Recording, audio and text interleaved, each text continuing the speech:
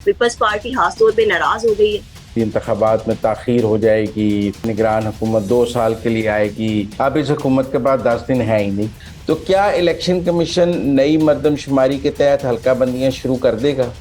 नहीं, इलेक्शन पुरानी हल्का बंदियों पर ही करवाना पड़ेगा। इलेक्शन कोई फौज के डंडे से डिले नहीं हुए। वहाँ की जो फरिस्त दी गई उसमें ब्रिगेडियर वसीम चीमा का नाम ही नहीं है। क्योंकि बड़ा बड़ा यू टर्न लिया है इमरान खान ने। मेरी घड़ियां तो ब्रिगेडियर वसीम चीमा ने बेची हैं। इमरान खान पै जाएगा फौज में। अस्सलाम वालेकुम, मुझे कहते हैं सोबिया इशरफ और आप देख रहे हैं प्रोग्राम अंदर की बात मुजम्मिल सहरवर्दी के साथ।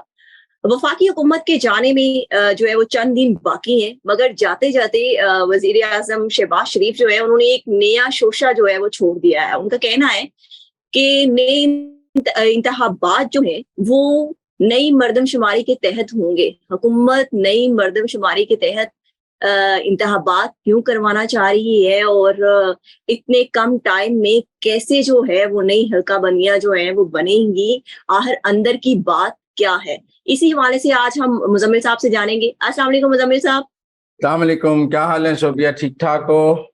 जी मुजम्मिल साहब, अल्लाह का शुक्र है। मुजम्मिल साहब, ये आप इस्लामाबाद में है, ये बताएं कि ये वजीर आजम शहबाज शरीफ ने जो है वो एक नया शोशा छोड़ दिया है, कहा है कि इंतखाबात जो है वो नई हल्का बंदियों के तहत और नई मर्दमशुमारी के तहत होंगे। तो ये कैसे मुमकिन है? हुकूमत क्या चाह रही है और उनकी इत्तेहादी जमातें जो है वो उनसे इत्तेफाक नहीं कर रही, पीपल्स पार्टी खासतौर पे नाराज हो गई है। चलो, पीपल्स पार्टी के तो नाराज होने का वक्त है ना। हुकूमत खत्म हो रही है, सब ने अपना अपना इलेक्शन लड़ना है। अब नहीं नाराज होना तो कब नाराज होना है? बस सब नाराजगी ही नाराजगी हैं। आखिरी 4-6 दिन है, बस ऐसे ही गुजर जाएंगे। लेकिन जहां तक मर्दमशुमारी के बाद ये जो बातें हैं, आज मैं देख रहा था कि जी इंतखाबात में ताखीर हो जाएगी। कोई कह रहा था मार्च में होगा, कोई कह रहा है निगरान हुकूमत 2 साल के लिए आएगी, वो कह रहे हैं 6 हफ्ते तो चाहिए और नई हल्का बंदियों को। उसके बाद फिर उन पर एतराजात आएंगे, फिर हल्का बंदियां होंगी तो इलेक्शन होंगे। तो लोग कोई 4-6 महीने का शेड्यूल तो बता रहे हैं कि इस नई मर्दमशुमारी हो गई नोटिफाई, तो उसके बाद 6 महीने तो नहीं होते, और 6 महीने का मतलब है कि जाके मार्च में इंतखाबात होंगे। लेकिन मैं नहीं समझता ऐसा होगा। देखें, पाकिस्तान के अगर नई मर्दमशुमारी मंजूर भी हो जाती है, हम वैसे तो सीसीआई का इजलास बुलाने के लिए 10 दिन का नोटिस देना जरूरी है। अब इस हुकूमत के बाद 10 दिन है ही नहीं।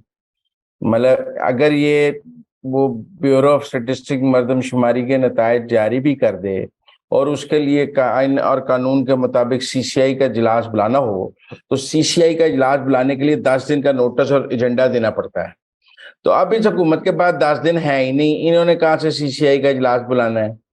तो इसका मतलब है ये काम अगली हुकूमत करेगी। अब हम अगर फर्ज कर लें कि अगली निगरान वजीर आजम ने आकर सीसीआई का इजलास बुलाया है और उसने मर्दमशुमारी के जो नए इदाद शुमार है उनको कबूल कर लिया है और नोटिफाई कर दिया है और इलेक्शन कमीशन को भेज दिया है, तो क्या इलेक्शन कमीशन नई मर्दमशुमारी के तहत हल्का बंदियां शुरू कर देगा? नहीं। देखिए ना, इलेक्शन में तो तब ताखीर होगी जब इलेक्शन कमीशन नई हल्का बंदियों के तहत, नई मर्दमशुमारी के तहत हल्का बंदियां शुरू कर दे और वो कहे जी हम हल्का बंदियां कर रहे हैं, इलेक्शन कैसे कराएं। लेकिन सवाल यह है कि इलेक्शन कमीशन हल्का बंदियां कर ही नहीं सकता जब तक आइन में तरमीम ना हो।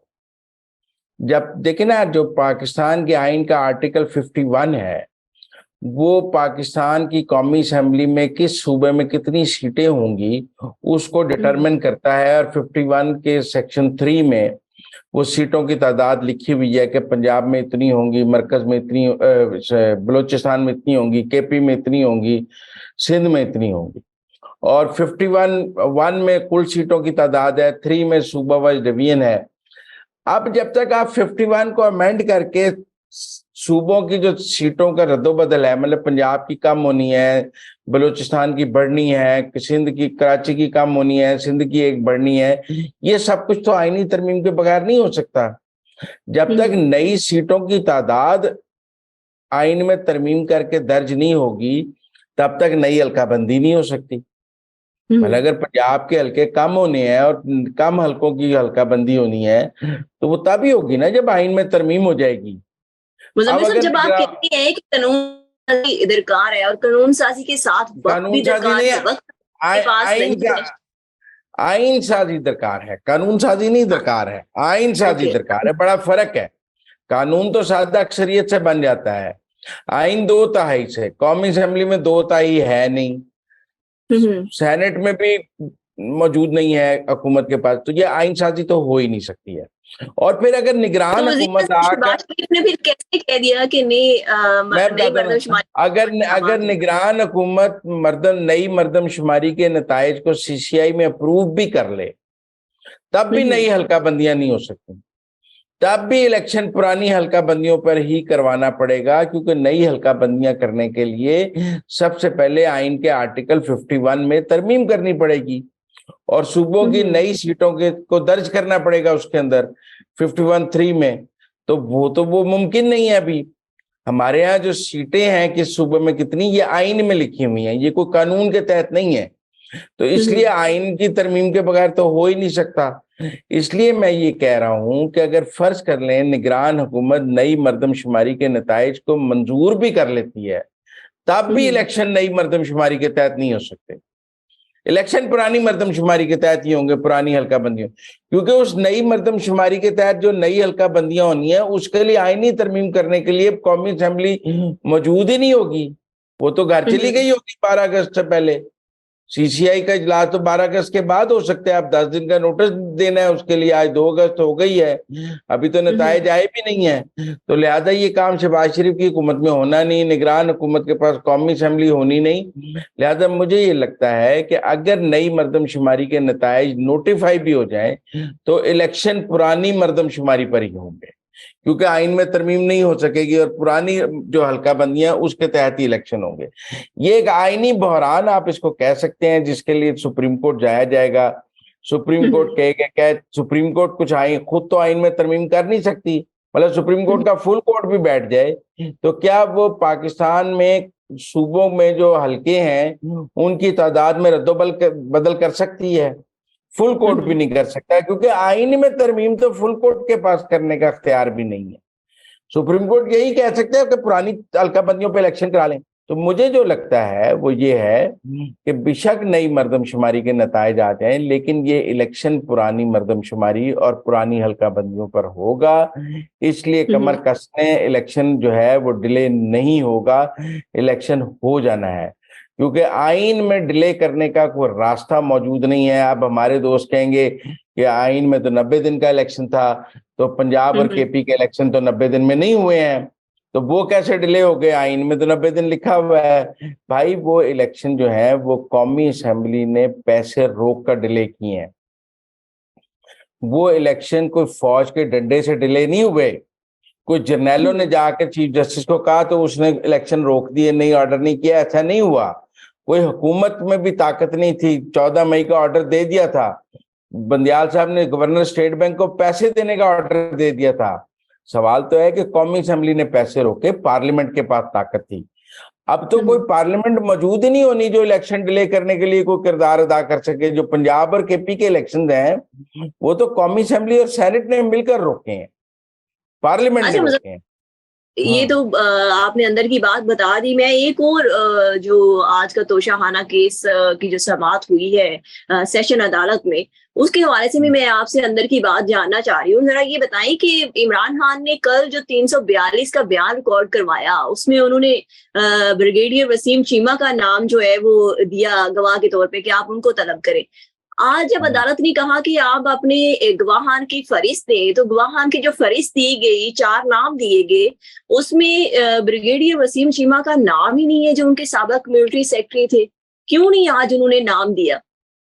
मेरे ख्याल है रातों रात डंडा पे है। मेरा मतलब है कि यहाँ तो ब्रिगेडियर चीमा जो अब मेजर जनरल हैं, उन्होंने कहा खान साहब मैंने कड़ी मुश्किल च फसा रहे हो, मैं तुहानू मरवा देंगा, आके मेरा ना दिता ते लेता ते मैं आके ताड़े खिलाफ गवाही दे देंगे, क्योंकि बड़ा बड़ा यू टर्न लिया इमरान खान ने। कल 342 के बयान में आपने कहा कि मेरी घड़ियां तो ब्रिगेडियर वसीम चीमा ने बेची हैं, जो मेरे मिलिट्री सेक्रेटरी थे, जो अब मेजर जनरल हैं। तो आज गवाहों की लिस्ट में जब मेजर जनरल वसीम चीमा का नाम नहीं था, तो इसका मतलब रातों रात किसी ने समझाया है।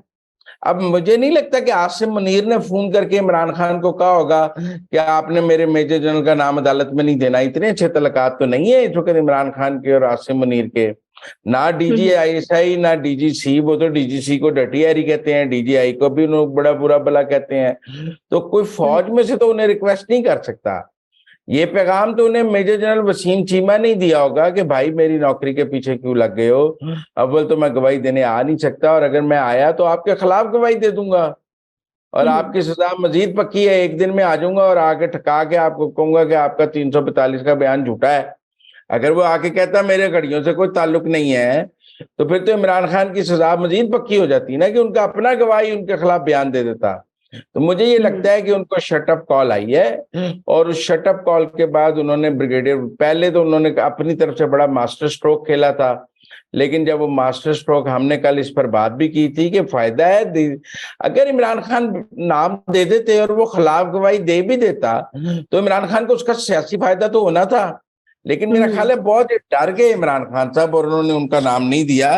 देना चाहिए था 24 घंटे में। अब लोग कहते हैं कि इमरान खान हकीकी आजादी दिलाएगा, इमरान खान गुलामी के बुत तोड़ देगा, इमरान खान पै जाएगा फौज नू, इमरान खान ने ये कर दिया। ओ भाई 24 घंटे गवाह के नाम पे तो खड़ा नहीं रह सका, मुकर गया, अगले दिन अदालत में नाम देने की जरूरत नहीं हुई। तो हकीकी आजादी क्या दिलाएगा? मैं अब इसमें और क्या कह सकता हूँ आपको। Thank you so much Muzammil साहब के। मुजम्मिल साहब, आपने हमें अंदर की खबरों से बाखबर किया। मुजम्मिल साहब के मुताबिक इलेक्शन जो है वो पुरानी मरदमशुमारी के मुताबिक ही होंगे और इलेक्शन में तहीर नहीं बल्कि बर वक्त होंगे। इसके साथ ही मुझे इजाजत है। अल्लाह हाफिज।